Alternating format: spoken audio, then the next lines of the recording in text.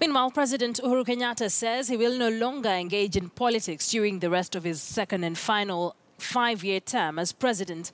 President Kenyatta, who's facing opposition from the National Super Alliance, NASA, which is questioning his legitimacy, says he will focus on development as he seeks to build a lasting legacy.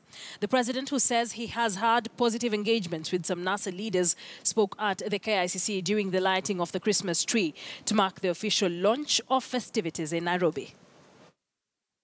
Nasema siasa simeisha. Na vile nimewaambia wenzangu wanasiasa ambao nimefurahi nimewakutana na hawa wote wa Jubilee, wa NASA ambao walikuwa wote na tukakuwa pamoja. Mimi nikawaambia mimi nawatambua sio kama wanasiasa, nawatambua kama viongozi. Viongozi ambao mimi nataka kushirikiana pamoja na wao kubadilisha maisha ya wakaaji wa huu mji wetu. Na hiyo ndio lengo langu. Siasa mkitaka hiyo mtapeleka kwingine. Mimi ni mtu ambaye anaelekea retire, sina haja naye.